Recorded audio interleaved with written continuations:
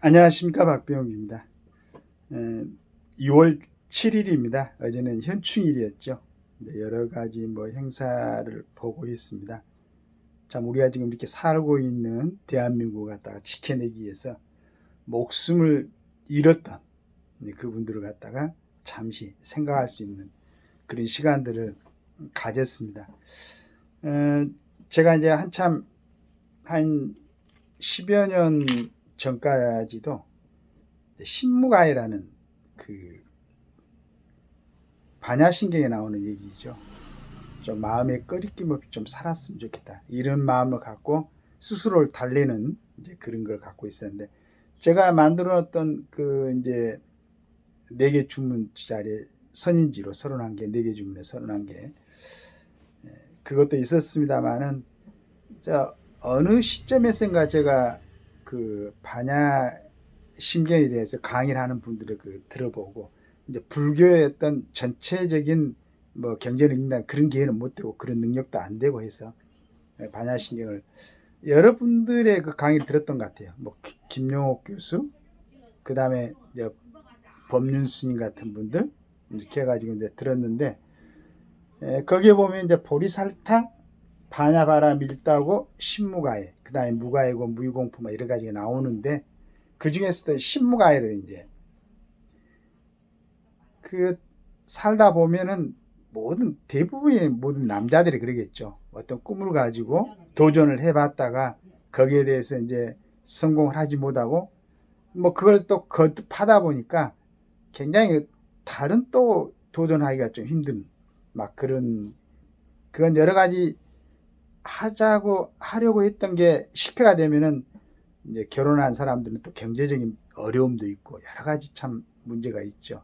그 다음에 이제 그때는 한참 때는, 지금은 다 잊어버렸지만 어떤 경쟁 의식이라든가 내 주변에 있던 사람들의 어떤 살아가는 모습과 내 모습도 비교가 되고, 그래서 이제 그게서 조금 해방되고 싶어가지고 신무가이라는 그 신무가이가 되려면 이제 반야 바라 밀다고 그렇습니다. 이렇게 반야 바라 밀다를 행할 때, 물론 제일 처음에도 이제 행신 반야 바라 밀다가 있었지만은, 그래서 큰 지혜의 깨달음을 얻었을 때 가능하다는 얘기죠. 근데 그게 우리 같은 사람들이 쉽습니까?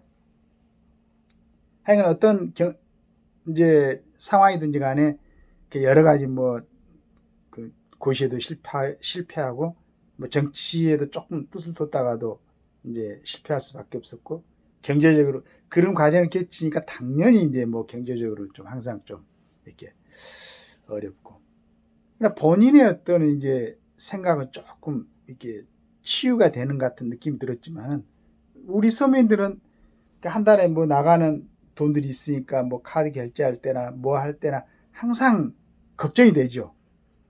또 혼자 걱정은 어느 정도 감소가 되는데, 이게 집사람이 무슨 걱정을 하거나 뭘 결제해야 된다거나 또 얘들 이런 문제가 있으면 끊임없이 이제 걱정이 되죠. 그래도 이제 그런 부분을 가져다가 마음에다 두고 조금씩 위로를 받고 했는데, 서민들이 그냥 정치하는 사람들 그럴 수도 있어요. 우리가 잘할 테니까 너는 그냥 신경 쓰지 말고 그냥 살아, 이렇게 할 수도 있겠죠. 그렇지만은 우리가 이걸 맞이하면서 한번 생각해 보면은 6.25 전쟁, 우리나라에 지금 많은 사람들이 이제 잊혀져 가고 있지만은 우리 땅에서 일어났지 않습니까? 김일성이라는 사람이 마오쩌둥이나 스탈린의 그 동의를 얻어가지고 이제 했었는데, 전번에 언뜻 보니까 미군들이 2차 세계대전이 끝날 쯤에는 해외 주둔군도 있어갖고 한 1200만 명이 됐다 그래요. 그런데 이거 너무 피해가 많지 않습니까? 어렵기도 하고. 그래서 미군들이 그때는 한 140인가 150 정도로 병력 규모로 갔다가 47년 이런 정도에, 우리 6.25가 발생했을 때는 아마 146만 명 이렇게 됐다고 그랬어요. 저도 한번 찾아봤습니다. 소련은 그때 아마 430만 정도의 병력이 있었나 봐요. 중국도 많은 병력이 있었겠죠. 그런데 6.25가 끝나고 나서 이건 이제 소련의 비밀 그게 해제되었고 이게 이제 확인된 내용입니다. 그때 소련에서 우리 대한민국 땅에서 전쟁이 일어났고 북한 사람들이 113만이 사망했고 우리 남한까지 합해가지고 도합 250만 명이 사망을 했답니다. 그리고 산업시설의 공공시설, 교통시설까지 80%가 파괴됐답니다. 그리고 1천만에 이제 완전하게 이제 뭐 휴전선을 경계해가지고 뭐 남북한 거의 이제 이걸 움직일 수 없으니까 서로 교통이 안 되니까 이런 아픔을 갖고 있어서 그러나 그럼에도 불구하고 그 반쪽짜리 우리 대한민국 땅에서 우리 훌륭한 그 뭐 지도자들로 인해서 지금 우리가 이렇게 이나마 살고 있습니다. 그런데 이 근본적인 부분에 대해서 조금 이제 지금 잊혀져 버리고 다른 걸로 더구나 이 나라를 이끌어가고 견인해야 될 그러한 소위 정치 지도자라고 나선 사람들이 과연 어떤 생각을 갖고 있는가. 이러면 또 국민 입장에서 걱정하지 않을 수가 없는 거죠. 왜냐하면은 좋습니다. 우리 같은 이제 나이 정도 되면은 만약에 전쟁이 일어나면 진짜 우리한테라도 그 무기를 주면 좋겠어요. 왜냐하면 우리는 살 만큼 살았으니까. 그리고 군생활을 전부 하고 지금도 며칠만 연습하면은 뭐 사격 같은 거야 또 수류탄 투척 같은 거야 다 해봤으니까 충분히 할 수 있어요. 그렇지만은 가족들 일반 지금 막 우리가 결혼하고 빨리 출산하고 대한민국에 살아라고 얘기하는 이 우리 젊은이들은 어떻게 할 거야? 그러니까 걱정을 안 할 수가 없다는 얘기예요. 신무가의 같은 단어를 동원해 가지고 내 스스로의 안정을 갖다가 찾을 수는 있겠지만 나로 인해서 모든 사람들이 그러겠죠. 이제 결혼하고 가족을 갖게 되면 손자 손녀들도 생기고 그럼 이 사람들 운명은 어떻게 되냐 이 말이야. 우크라이나를 보잖아. 지금 그 전쟁에서 소련 우크라이나 해가지고 그 꿈이 많던 젊은이들이 얼마나 많이 죽어갑니까? 죽음도 있고 그리고 거기서 전쟁하다 다치면 부상을 당하면은 그 젊은이들의 인생은 그 다음에 이스라엘 중동 전쟁 봤죠. 우리나라가 다행스럽게 6.25 때 이런 막대한 피해를 입고 나서도 지금까지 조금만 무슨 분쟁이 있었지만은 그나마 아직까지 53년 휴전 이후로 지금까지 전면전이 없었던 것은 미군이 우리나라에 주둔하고 있고 그나마 우리 정치인들이 그 상황을 제대로 파악을 하고 대비를 하고 했었으니까. 이제 지금은 6.3 대통령 선거가 끝나고 대통령도 취임하고 있습니다.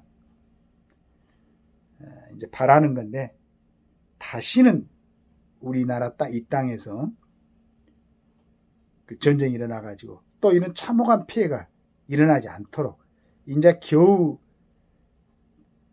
1950년이면 25년이면 75년이 흘렀잖아요. 이 안에 조금 치유가 됐어요.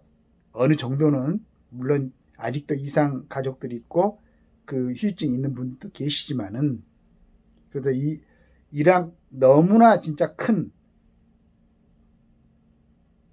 113만 합해가지고 250만 사망 전 산업시설의 80%가 파괴되고 그런 과정에서 1960년대에 5.16 군사혁명으로 집권한 박정희 대통령의 조국 건설 저도 가끔씩 지금도 저 국민교육 헌장을 읽어보는데 지금 아마 이제 예전에 우리 학교 다닐 때는 68년도에 제가 국민학교 4학년이었으니까 그때 애우기 시합도 했었죠.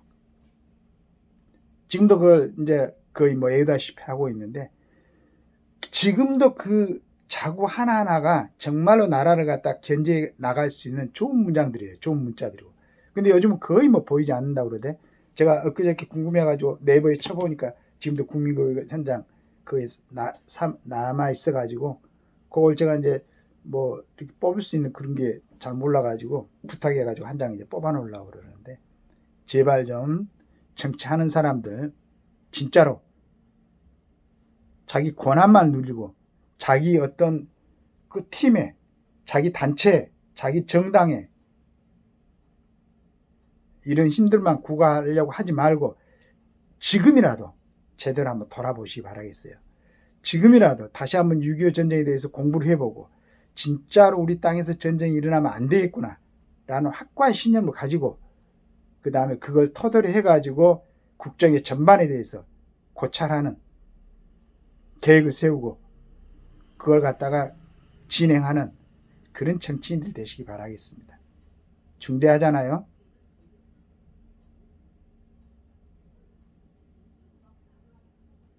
물론 제가 보면은 지금도 젊은 사람들, 정치인들도 보면 가끔씩 그렇습니다. 국회 안에서도 그 멋있는 분들이 있어요. 그런 생각을 하고 있고, 만약에 이런 생각을 하기가 싫다고 하면 나는 내가 판사했고 내가 검사했고 내가 군대에서 장군했고 근데 더 이상 그 정도 했으면 됐지, 이제는 좀 누리면서 국회의원 하면 되지,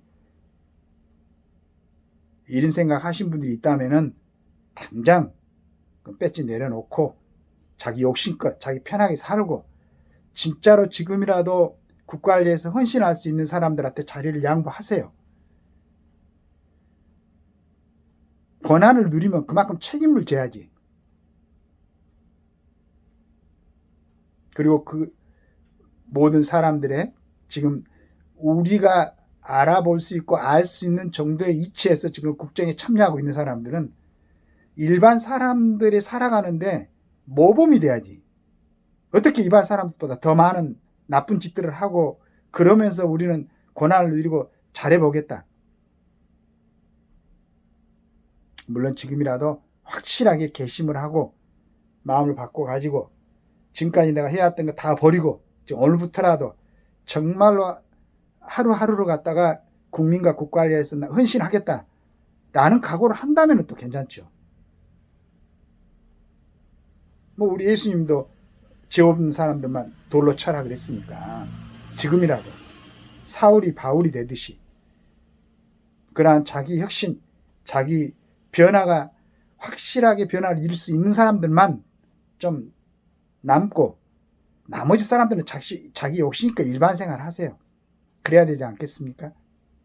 지금도 저는 아쉬운 게 우리 장기표 선생의 정치 계획 그게 이루어지지 못하고 돌아가신 게 굉장히 아쉽습니다. 물론 정치하는 사람들 보면 내가 말하는 게 우습겠지. 그 좋은 특권 있고 여러 가지 다 누리고 사는데 무슨 저 사람이 저런 헛소리를 하는가. 아까도 얘기했지만은 내 인생에 대해서는 58년이면 이제 내일 모레 70이 됩니다. 여러 가지 해보고 싶은 거 하나도 해보지 못하고 살았지만은 이 정도 살았으니까.